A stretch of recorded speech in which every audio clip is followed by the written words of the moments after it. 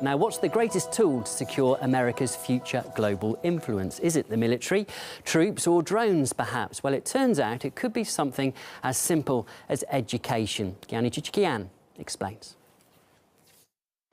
The U.S. is investing in potential foreign leaders by educating them in America, convinced that back in their home countries, when the time comes, most of them will side with U.S. interests. Empower future generations of political leaders who've had a positive American experience, and they are more likely to be global partners. Libya's Mahmoud Jibril could be one example. Having studied in the U.S., he went on to become the head of Libya's transition government. He's now the leader of one of the country's biggest political parties. There's little doubt which country he would favor when it comes to dividing lucrative oil deals in the future. U.S. Foreign Service officers had their eye on him even before the revolution broke out. A leaked diplomatic cable from November 2009, written by the U.S. ambassador to Libya, Jean Kretz, described Mr. Jibril as, quote, a serious interlocutor who, quote unquote, gets the U.S. perspective, end of quote. Mr. Jibril is not the only one who gets the U.S. perspective. I'm not going to measure how many kids were really just on a program. What I'm going to do is look at where they are 5 years later. And you know what?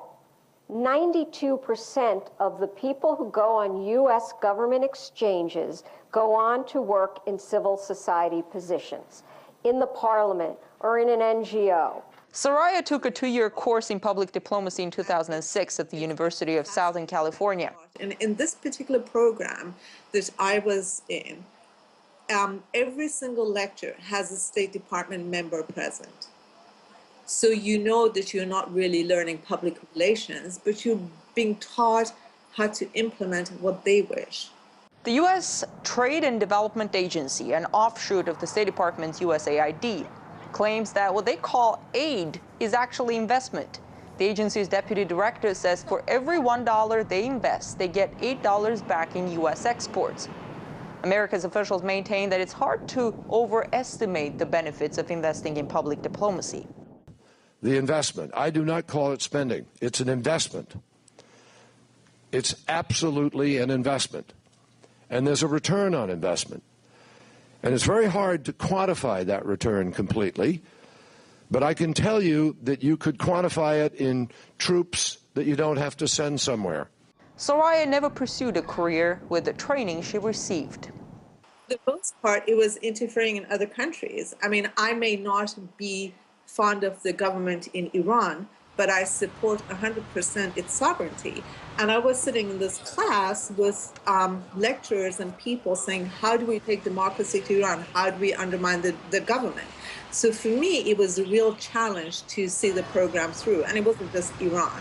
China was on their list. I'm definitely part of the Soviet Union. And in fact, in 2007, when I was in that program, they had already started the push towards Africa. Diplomacy is good business, as has been made clear by the State Department time and time again. Getting foreign leaders and their advisors to think in English and to subsequently favor the United States in their policies is much cheaper than bombing their countries. So the State Department will certainly be more forceful in their efforts at exercising soft power. In Washington, I'm Gianni Chichikian.